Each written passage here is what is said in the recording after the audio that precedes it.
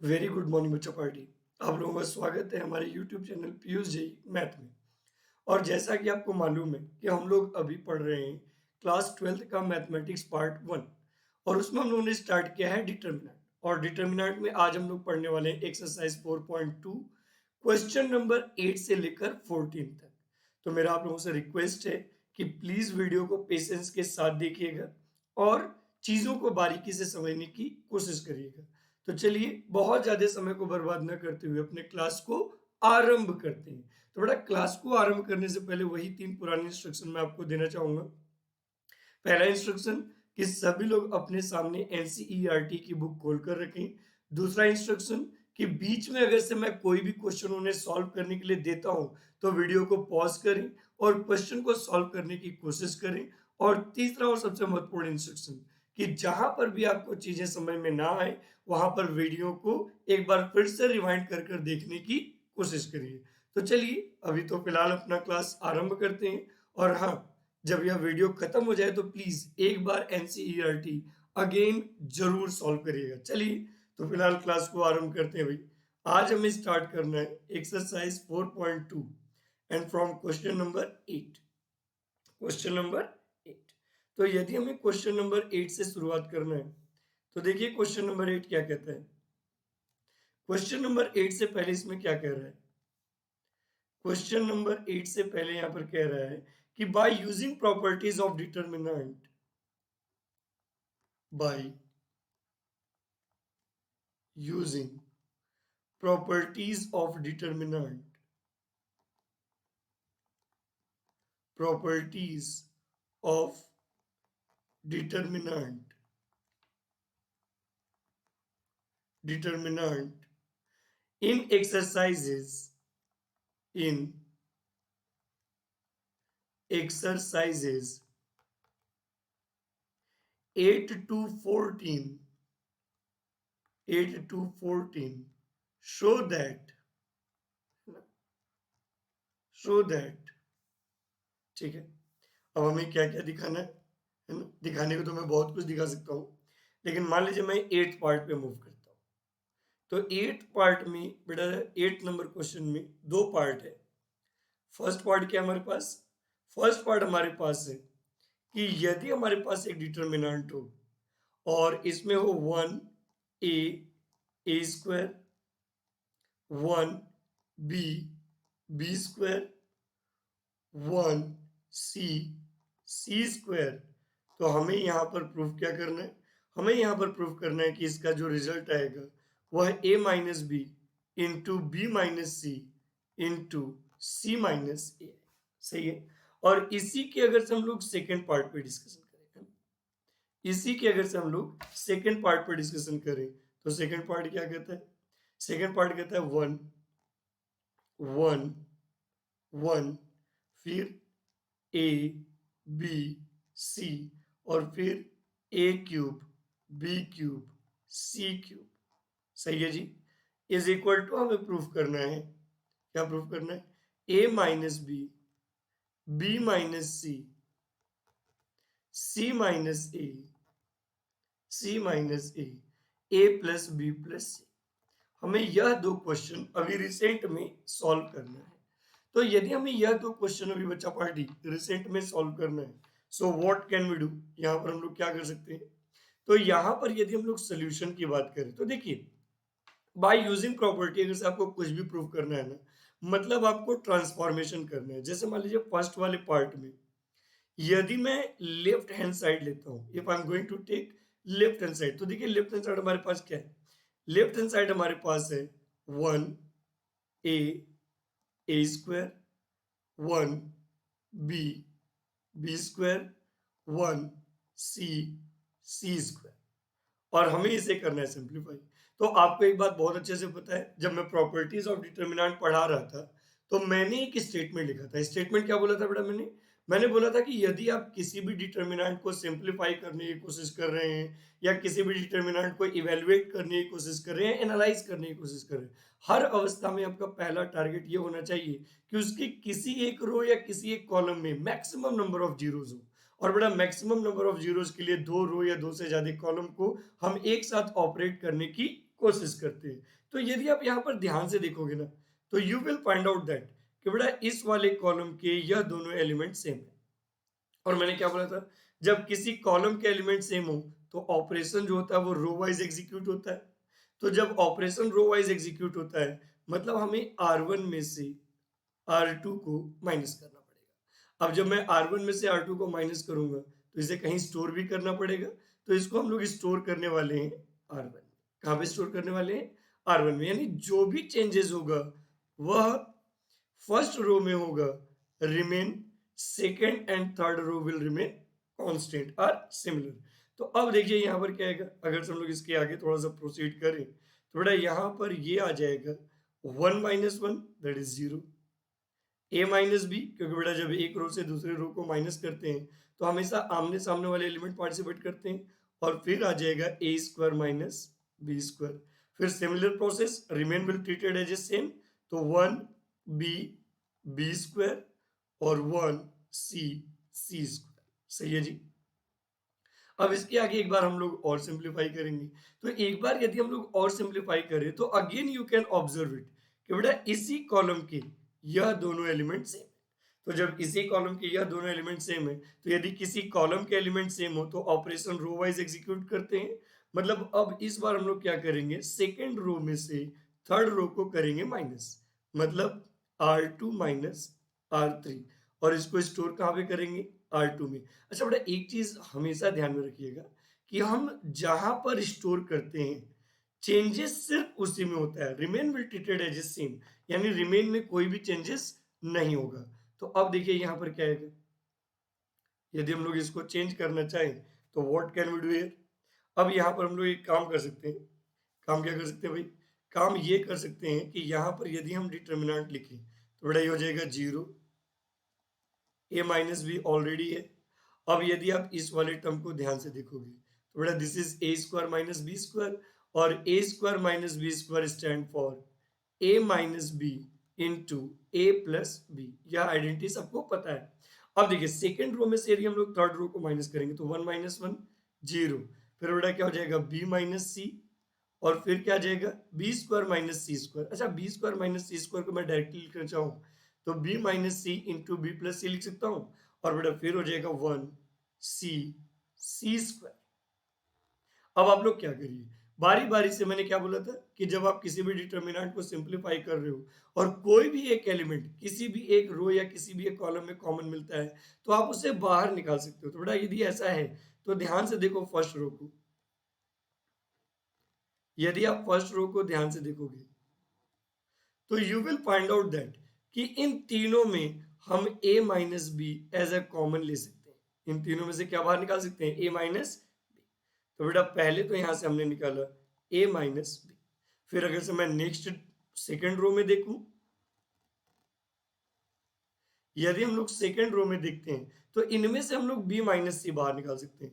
तो बेटा a minus B into B minus C बाहर निकाल लिया। अब देखो बचेगा क्या, यहाँ से बचा 0 क्योंकि a माइनस बी बाहर निकाला तो 1, और यहाँ से a माइनस बी बाहर निकाला तो a प्लस बी। ठीक है, सेम प्रोसेस यहाँ पर करेंगे, 0 b माइनस सी बाहर निकाला तो 1, और यहाँ पे बचेगा b प्लस सी, और सिमिलरली हो जाएगा 1 सी सी स्क्वायर।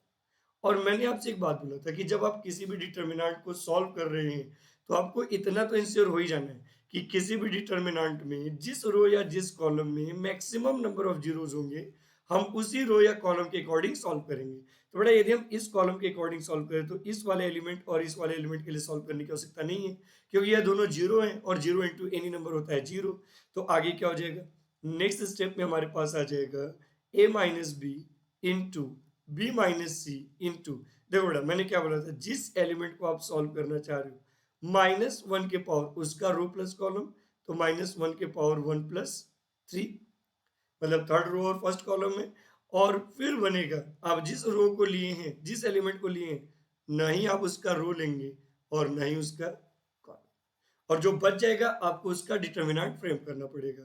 तो यदि हमें इसका डिटर्मिनेंट फ्रेम करना पड़ेगा, देखो बेटा इसका डिटर्मिनेंट क्या है, 1 a plus B 1 B plus सी।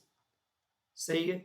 अब देखिए क्या हो जाएगा, ये आ जाएगा हमारे पास a minus B into B minus c in bracket, बेटा -1 के पावर यदि इवन है, -1 के पावर यदि इवन है तो यह ऑलवेज पॉजिटिव होगा।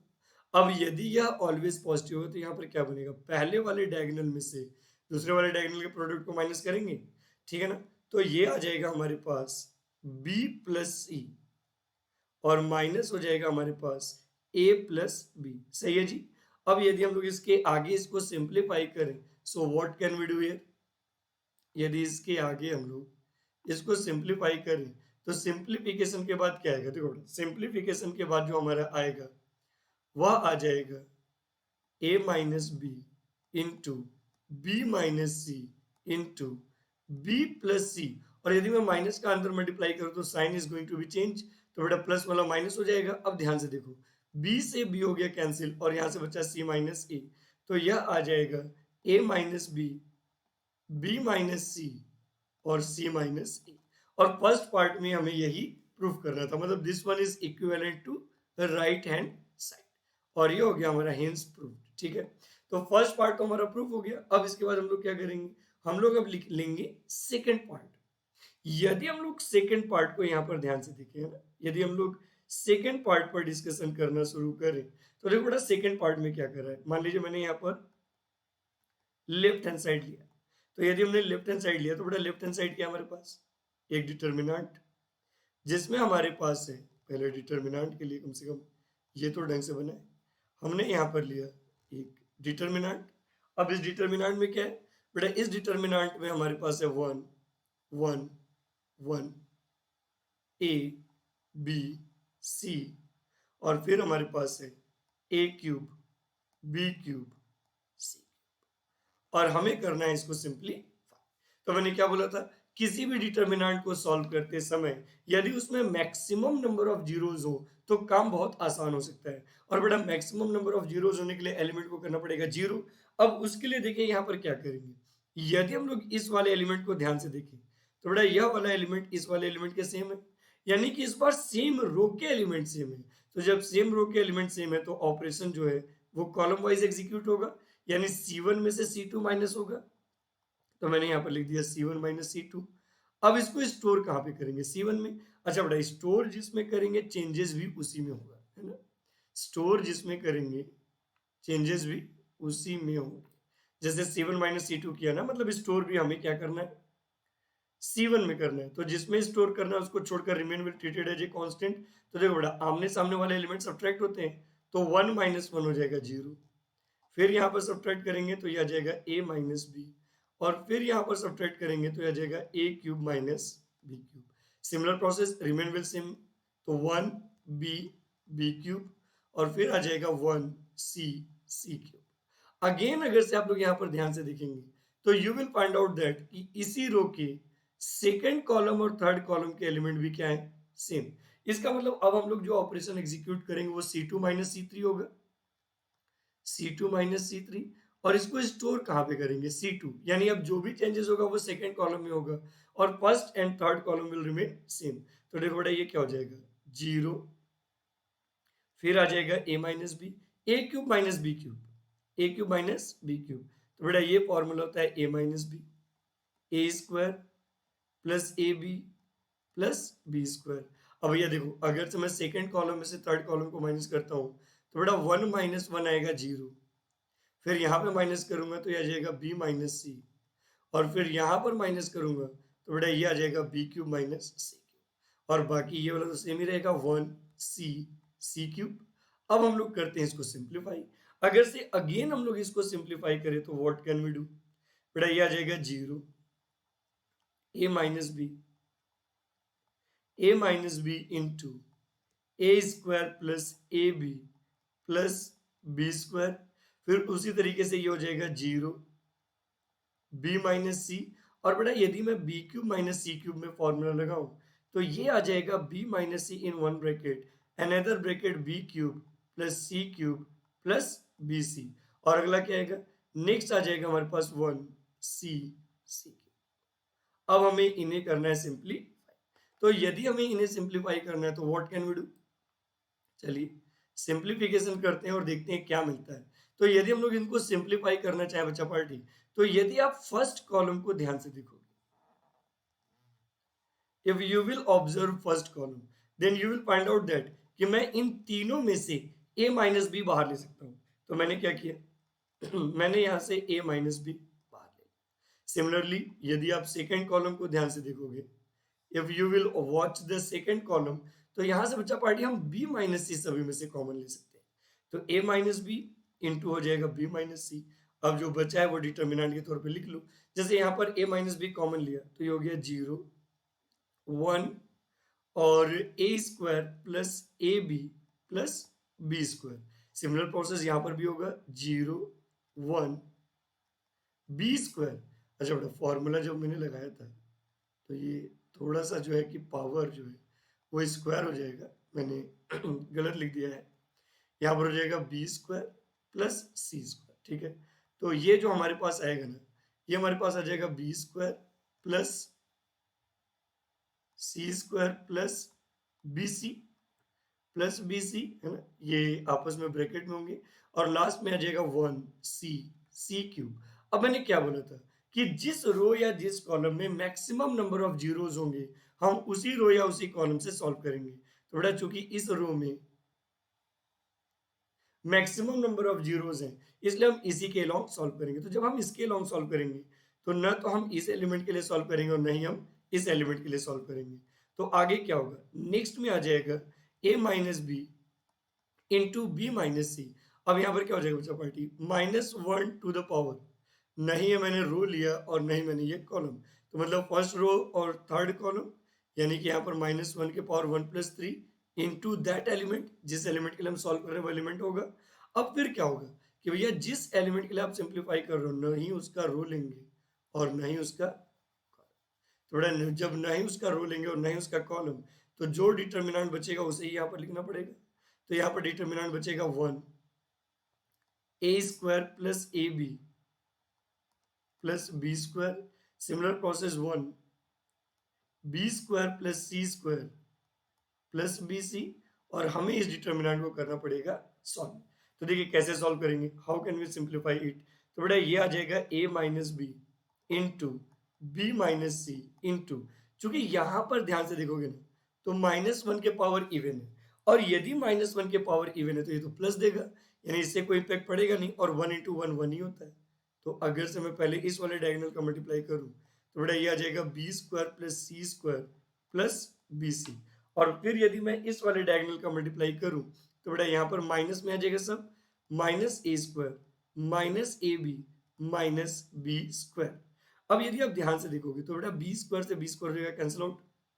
अब देखो यदि मैं इन दोनों एलिमेंट्स को एक साथ लेता हूं तो बेटा यहाँ पर आ जाएगा a minus B into B minus C into, यदि मैंने इन दोनों एलिमेंट को एक साथ लिया जी तो यह सी स्क्वायर माइनस ए स्क्वायर है और सी square minus a square bracket में आ जाएगा सी minus A into C plus ए। ठीक है, अब यदि आप यही चीज को इन दोनों में ऑब्जर्व करोगे तो can I take b as a common in both. बेटा दोनों में हम लोग यदि चाहें तो बी एज ए कॉमन ले सकते हैं। तो यदि मैं दोनों में से बी कॉमन लूंगा तो सी माइनस ए बचेगा, तो ये आ जाएगा सी माइनस ए।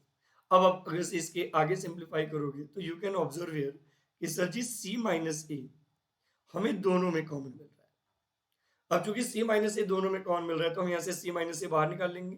तो अब ऐसे केस में क्या आएगा, A minus B into B minus C into C minus A. अब देखो बेटा यहाँ से क्या बचा, सी प्लस ए, तो यहाँ से बच गया सी प्लस ए और यहाँ से बच गया प्लस बी। और आपको एक बात पता है कि यदि आप दो या दो से ज्यादा को ऐड करते हैं तो अगर से हम उनके प्लेस इंटरचेंज कर भी दें तो भी एडिशन पर कोई भी इम्पैक्ट नहीं पड़ता। तो यहाँ से फाइनल आंसर क्या आएगा, that is a minus B into B minus C into C minus A into A plus B plus C, और ये हो गया हमारा answer. This is equivalent to right hand side. किसके इक्वल है, राइट हैंड साइड। तो बच्चा party यहाँ पर सिर्फ और सिर्फ एक बात आपको अपने दिमाग में रखना है और वो ये कि whenever you are trying to solve a question related to determinant, just keep in your mind only 3 words. First word is what, सबसे पहला और सबसे महत्वपूर्ण वर्ड ये है कि whenever आप क्वेश्चन को सॉल्व करने की कोशिश कर रहे हैं तो पहला target maximum number of zeros या मैक्सिमम नंबर ऑफ कॉलम्स को 0 बनाना का होगा। दूसरा टारगेट क्या है? दूसरा टारगेट ये है कि आपको जो रिजल्ट चाहिए उसके हिसाब से देखिए क्या किसी रो या किसी कॉलम में कुछ भी कॉमन मिल रहा है। यदि कुछ भी कॉमन मिल रहा है तो उसको बाहर निकालिए और स्टेप बाय स्टेप सॉल्व करने की कोशिश करिए। यदि जल्दबाजी करेंगे तो थोड़ी सी मुश्किल होगी, लेकिन सिंपली का सॉल्व करेंगे तो it is going to be too easy. ठीक है, जैसे 8th नंबर क्वेश्चन के बाद सिमिलर प्रोसेस है क्वेश्चन नंबर 9। तो आई रिक्वेस्टेड टू यू कि प्लीज क्वेश्चन नंबर 9 आप सेल्फ से प्रयास करें। क्वेश्चन नंबर 9 सेल्फ से प्रयास करें because this question is not too complicated.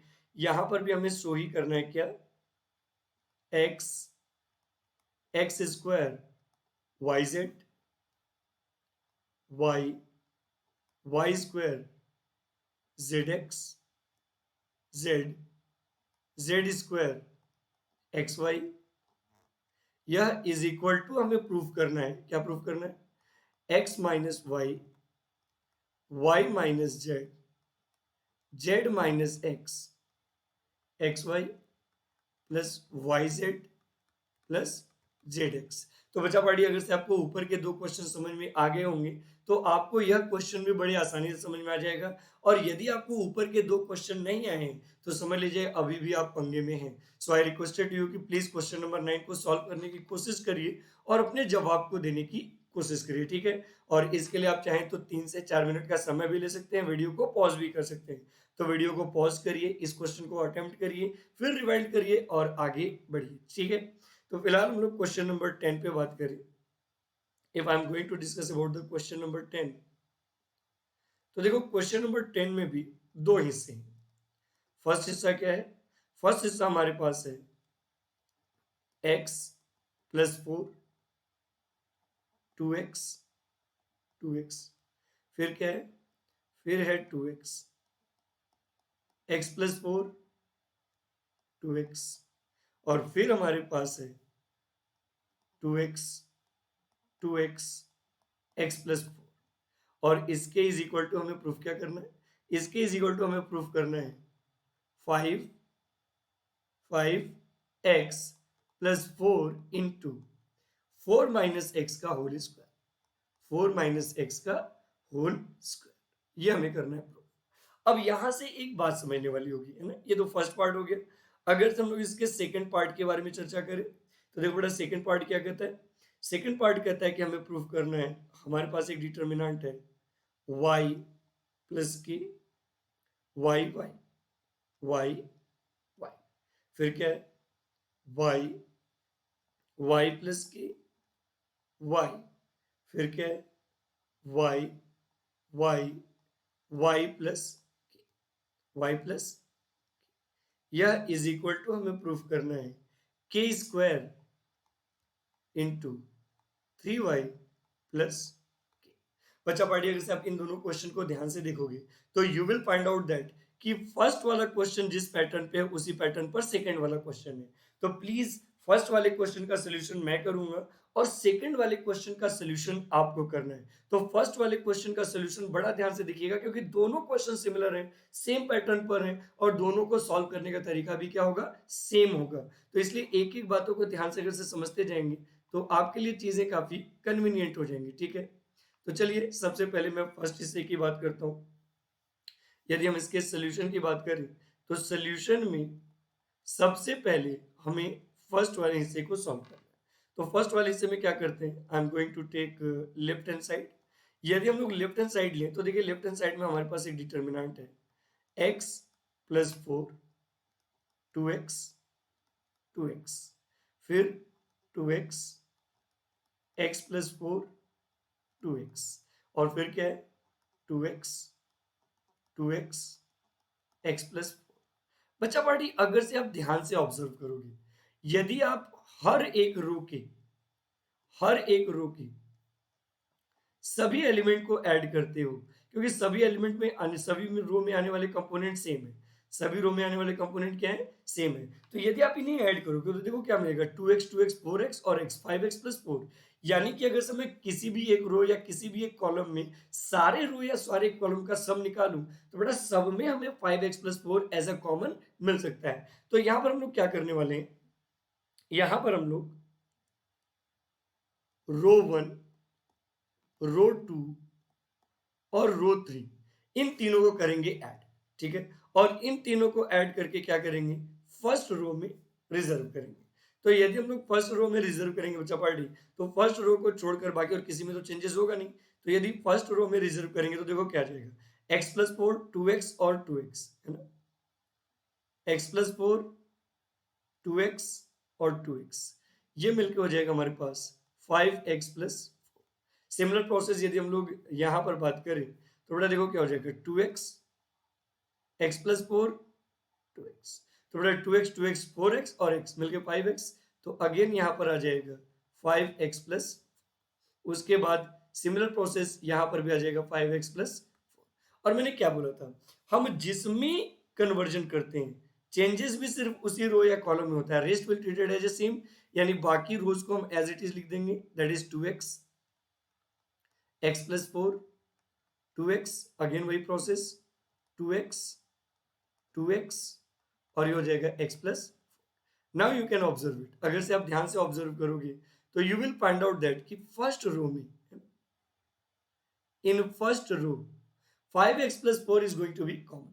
First row में 5x प्लस 4 क्या हो जाएगा, कॉमन। तो बेटा यदि फर्स्ट रो में 5x प्लस 4 को मैं एज ए कॉमन लेकर बाहर निकाल लूं, 5x प्लस 4 को एज ए कॉमन लेके कहां निकाल लूं, आउटसाइड, तो देखो यहाँ पर फर्स्ट रो में क्या बचेगा, 1 1 1।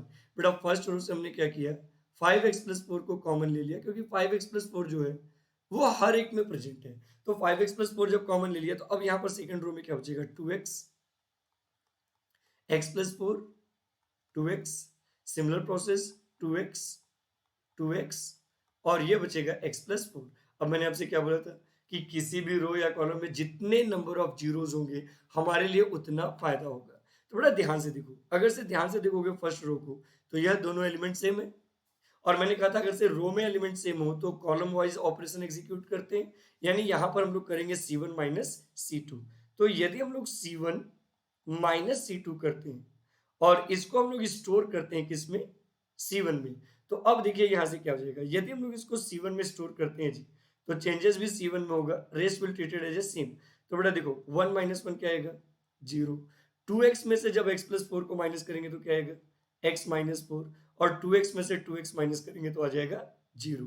और फिर यहां पर क्या हो जाएगा, फिर यहां पर हो जाएगा 1 x प्लस 4 2x, और फिर ये हो जाएगा 1 2x x प्लस 4।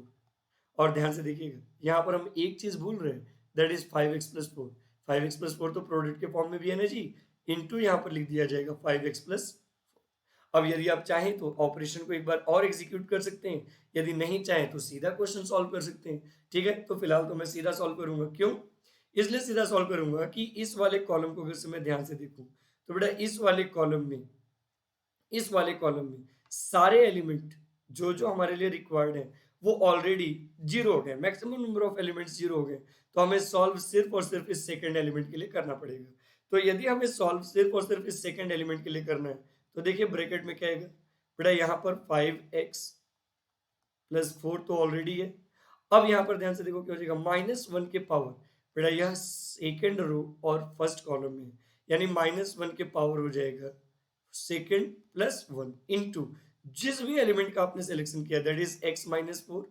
अब मैं क्या कहा था, मैं ये कहा था जिस भी एलिमेंट के लिए सॉल्व कर रहे हो नहीं आपको उसका रो लेना है और नहीं आपको उसका कॉलम लेना है। तो बेटा जब नहीं उसका रो और नहीं उसका कॉलम लेंगे तो जो बचेगा उसको एज ए डिटर्मिनेंट लिखेंगे। तो देखिए बचा क्या, 1 1 2x x plus 4, 1 1 2x x plus 4। अब हमें इसे करना है सिंप्लीफाई। तो बेटा यदि हमें इसे सिंप्लीफाई करना है तो -1 के पावर जो है, -1 के पावर है ऑड, यानी ये आएगा माइनस। अब यदि यह माइनस आएगा तो देखो यहाँ पर क्या हो जाएगा, 5x प्लस 4 इंटू, बेटा यहाँ ब्रैकेट में आ जाएगा x माइनस 4 इन ब्रैकेट। अब देखो पहले वाले डायगोनल में से दूसरे वाले डायगोनल को माइनस करेंगे, यानी बेटा अच्छा यहाँ पर माइनस तो रहेगा ही रहेगा, क्यों माइनस रहेगा, क्योंकि -1 का पावर ऑड था। तो बेटा ये आ जाएगा हमारे पास x प्लस 4 माइनस 2x। अब यदि इसको हम लोग नेक्स्ट लेवल पे प्रोसीड करें, यानी अगले स्टेप में अगर से हम लोग इस पे मूव करें, तो बेटा ध्यान से देखिएगा, क्योंकि अब यहां से चीजें जो है वो थोड़ी सी महत्वपूर्ण हो जाती है।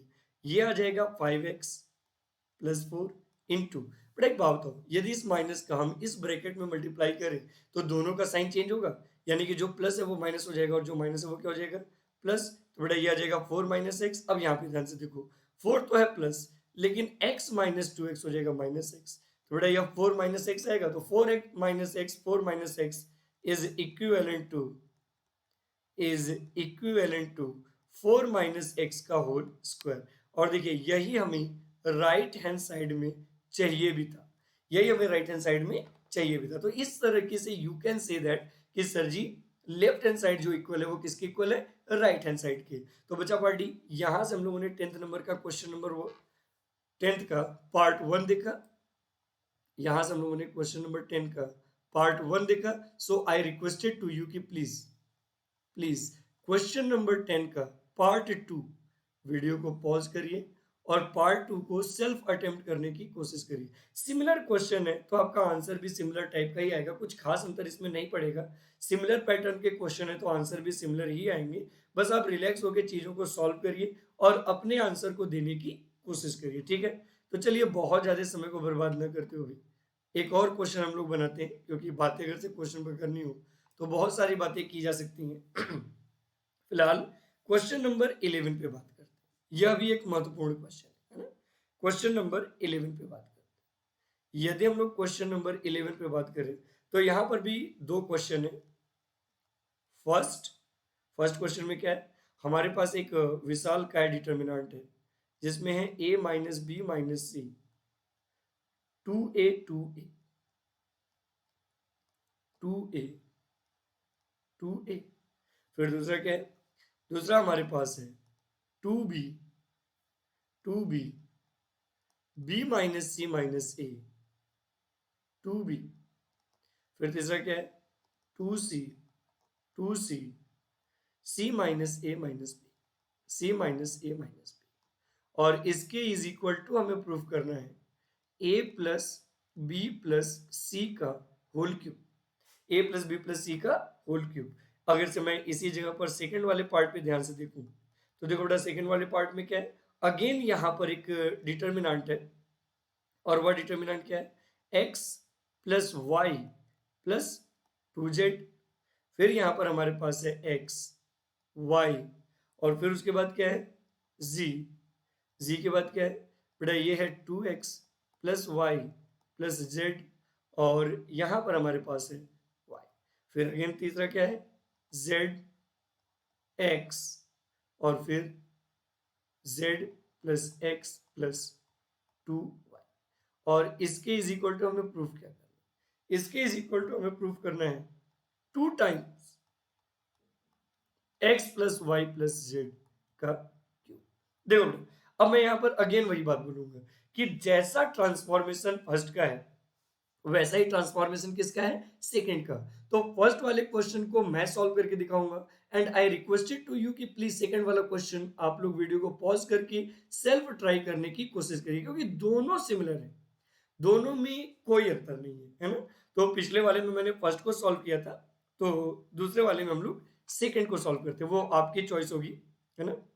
और हाँ, जिन क्वेश्चन को मैं छोड़ रहा हूं आप पर और आपने अटेम्प्ट किया और आपसे क्वेश्चन यदि वो नहीं बनी तो आपके दिमाग में सिर्फ और सिर्फ एक बात एकदम स्पष्ट तरीके से होना चाहिए कि सर जी इसका मतलब यहाँ पर एक बात स्पष्ट है कि whenever I am trying to solve a question कहीं ना कहीं हम गलती कर रहे हैं। तो प्लीज क्वेश्चन को सॉल्व करते समय पेशेंस बनाए रखिए, this is very very important. तो जो कि पहले वाले में मैंने फर्स्ट सॉल्व किया था तो दूसरे वाले में हम लोग सेकेंड नंबर को सॉल्व, यदि हम लोग सेकेंड नंबर को सॉल्व करें इसमें, if I am going to solve second number और सेकेंड नंबर का यदि मैं सोल्यूशन डिस्कस करता हूं तो देखो बेटा यहां पर मैंने लेफ्ट हैंड साइड लिया।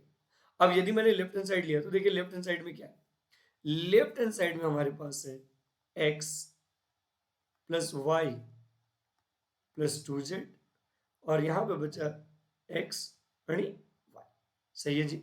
फिर ध्यान से देखो क्या है, फिर हमारे पास है सॉरी बच्चा पार्टी, आज के लिए बस इतना ही करना पड़ेगा।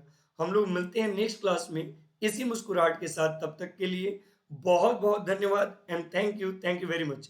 एक्चुअली क्या है कि यहाँ पर लाइट कट आउट हो गया है, तो हम लोग इसके आगे की वीडियो को नेक्स्ट लेक्चर में बनाने वाले हैं। आज के लिए बस इतना ही करते हैं, मिलते हैं नेक्स्ट क्लास में इसी मुस्कुराहट के साथ। तब तक के लिए बहुत बहुत धन्यवाद and thank you very much for your great love and support. Thank you बच्चा party, thank you very much.